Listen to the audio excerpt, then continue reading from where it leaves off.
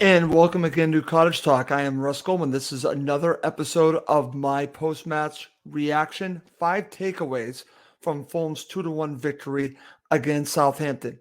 Just so you know, we will have a full post-match show that we'll be recording on Sunday. I'm recording this basically a few hours after Fulham's victory against Southampton. So I'm going to share with you my takeaways in just a second. But before I do that, and this is a quick 15-minute episode, and thank you again for watching and listening always to Cottage Talk. As I've mentioned, we're going to have much more content moving forward.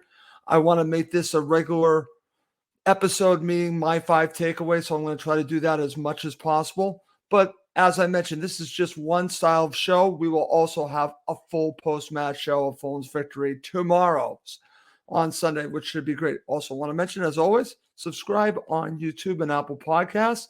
It's a great way to watch us live on YouTube, and you can listen to us later on Apple Podcasts, but it's also a way more people that subscribe. It helps other Fulham supporters and also supporters of other clubs find the content.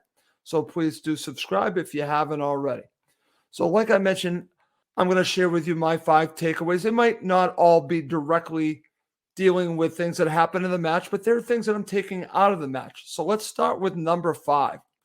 And this actually goes back to the preview show, which I did with Dan Crawford and Ben from the podcast, talking all about Southampton. And that was, I thought, a key to this match was going to be set pieces for both clubs. Well, it played out this way. And Fulham continue to score on set pieces. I know the first one was a deflection. Pereira's goal ends up being an own goal from James Ward-Prowse, but still dangerous every single time they are on a set piece. I feel Fulham have a chance to score. They scored 2 goals off of set pieces once again. But the rub on this one is that I thought that Southampton would be dangerous as well, and James Ward-Prowse is one of the best on set pieces. He scores a goal, and that was the downside of my set piece thoughts about this match. They played out. All 3 goals were on set pieces, but a little concerning that Fulham gave up this goal, but you're giving it up to probably the best in the country on set pieces, and that's James Ward-Prowse. But the 2 goals from Fulham, fantastic. First one, like I said, okay, deflection. The second goal, fantastic by Paulinho. Unbelievable from Paulinho. So happy for him. I will just say right off the bat, I think he's your man of the match, and I'll be sharing that in just a bit in regards to my thoughts about him and others that played in this match, because I thought he was by far the standout for Fulham. That's my number 5 takeaway. Set pieces were the difference. Let's move on. Number 4, Southampton made it difficult for Fulham throughout the match. When I watched the match and I'm just watching the approach from Southampton, I had a feeling that they were going to try to beat Fulham on the counter, and they made things difficult throughout the entire match with passing lanes and basically trying to take advantage of Fulham's mistakes. We saw some of that in the second half with Dan James. So full credit to Southampton. I had a little discussion with another Fulham supporter who said to me that Southampton deserved a draw, deserved a point from this. I can understand the argument. I still think Fulham deserved all 3 points, but it's because they came prepared. Nathan Jones set his team up, I think, very well to compete against Fulham.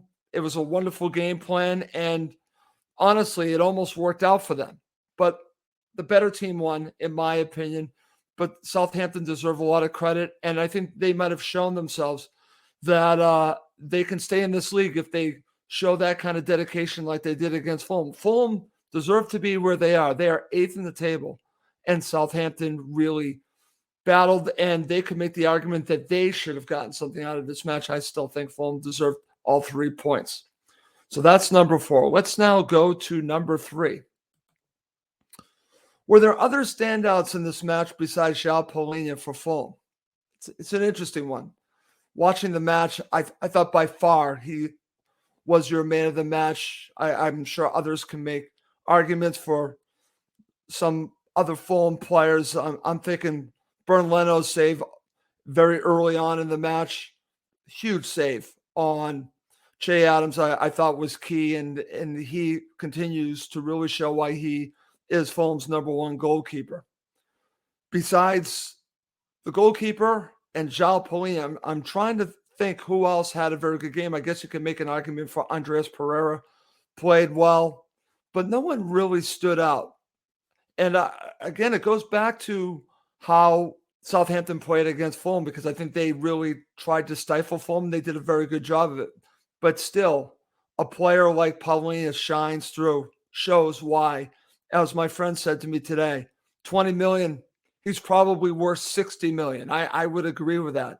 He, to me, is your man of the match. We'll get to that in just a bit. But for me, the major standout in this match is João Paulinho. I don't think anyone comes close, maybe Bernardo, just because of the save. And it's not just about the goal. It's everything that he does.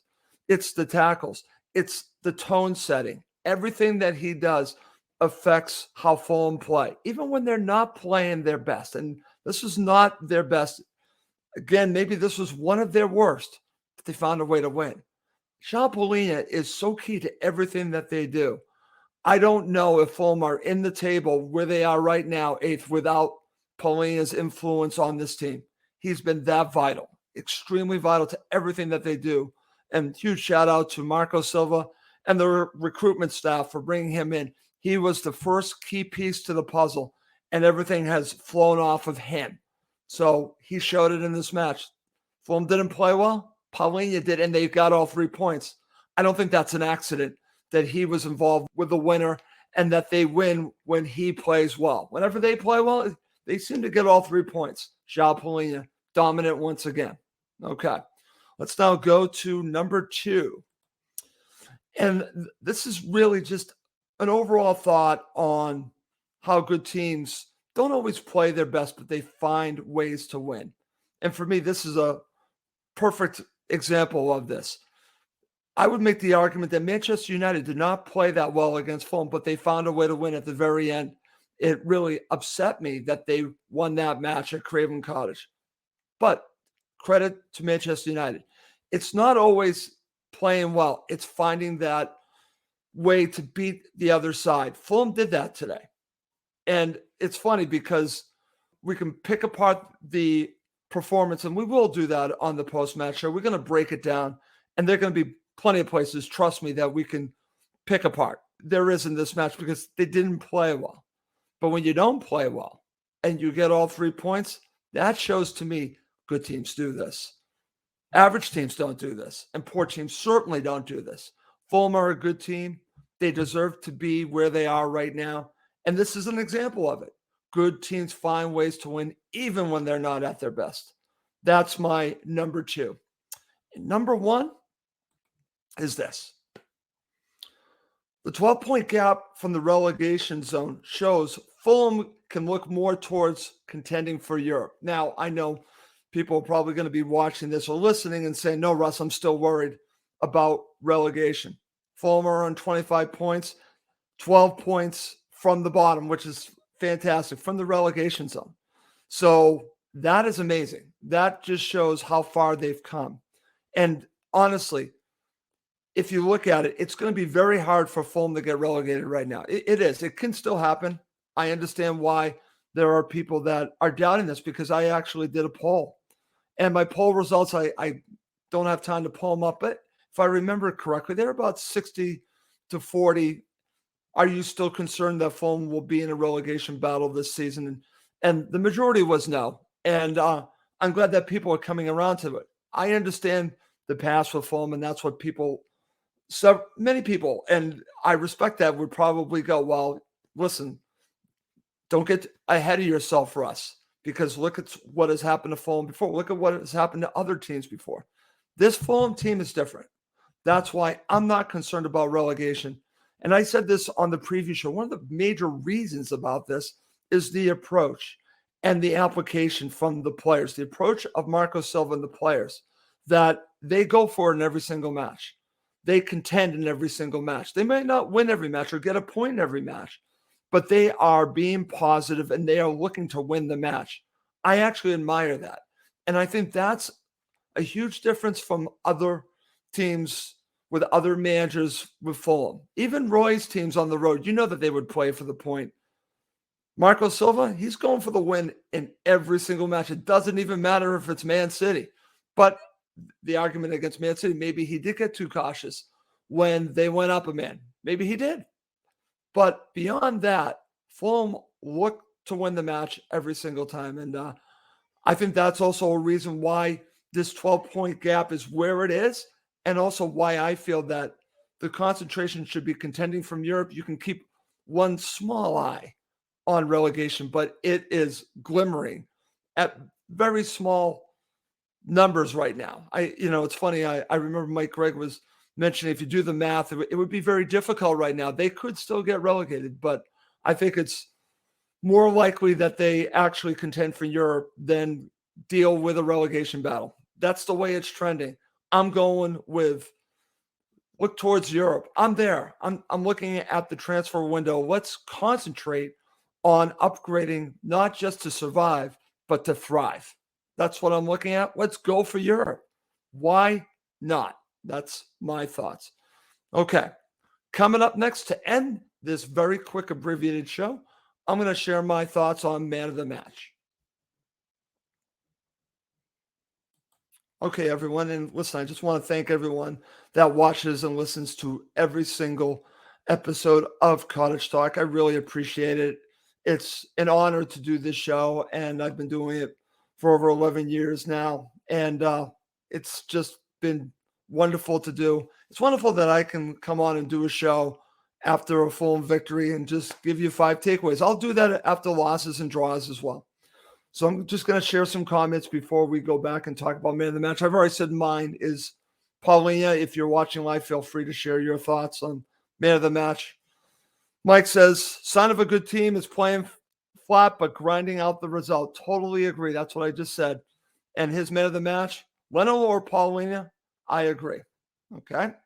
Here's from my friend Wayne. Russ, I did say that we will surprise a lot of people out there. And I did say at the start of the season that we will finish in the top 10 at the end of the season. And I'm 100% sure of that.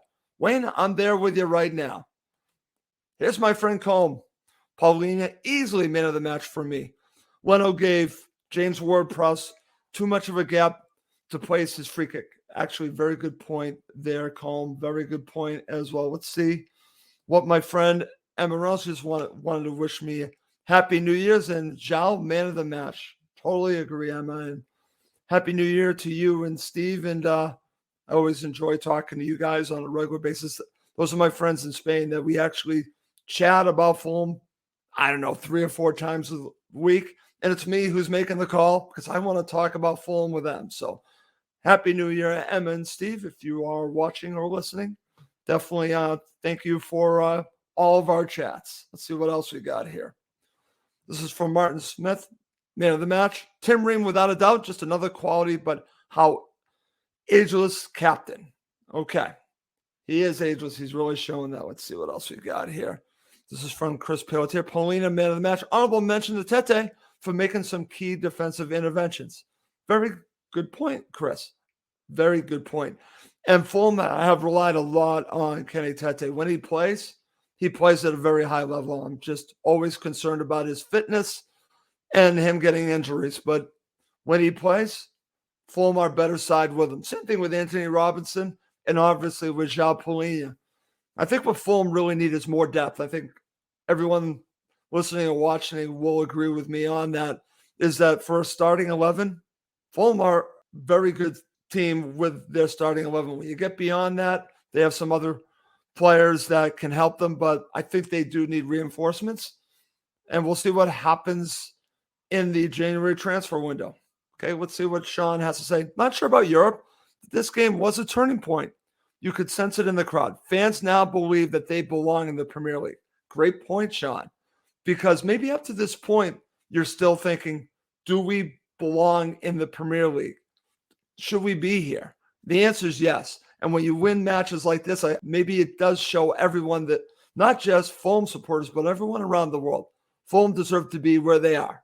It's funny because I saw some tweets from Chris Sutton, a known pundit, that basically apologized to Fulham supporters. That speaks volumes because he now understands what we all know. This is a quality team. And he actually, I believe, predicted a 2-0 victory. It was 2-1. That was my prediction. I got it right. Sorry, Steve Reynolds, you picked 1-1. You got it wrong. Have to share that. And Emma Reynolds got it right with me. 2-1. That was the prediction. Russ Goldman actually gets one right. See what else we got for comments. I got a lot. Andrew Viney, come on, Fulham from Australia. Love our Australian supporters. Thank you for sharing some comments here. No, Bernie. Camera's a bit foggy, just FYI. Yeah, I know. I'm going to be working on that a little bit. I don't know if it's where I'm recording or my computer, but it is a little bit. I think it has to do with the lighting, to be honest with you. I think I'm coming in clear. I think I got a good signal, but I do think my lighting is not the greatest. Let's see what else we got here. This is from Trevor. Hi, Russ. This really has been the icing on the cake 2022. It has been. And great way to end this, Trevor. Thank you so much for sharing. Everyone for sharing your comments. And just thank you for all of your support these 11 years. And as I mentioned, I'm about to embark on some really lofty goals with Cottage Talk moving forward for 2023. You're going to see that coming up. This is just one of the new shows I'm going to be bringing you. You're going to see a lot of different co-hosts, as you always do. You're going to see a lot of me. I hope you don't get sick of me. But you're going to be seeing a lot of different types of shows that I want to bring to the table. Keep things interesting. Different slants on Fulham, different views on Fulham. I'm going to try to be bringing you different ways to present it. That's what I'm hoping to share with you in 2023. Like I mentioned before we go, we will have a full post-match show of this 2-1 victory on Sunday. But that's going to do it for this quick episode of Cottage Talk. My name's Russ Goldman. Thank you as always for watching and listening to Cottage Talk, now part of the talkSPORT Fan Network.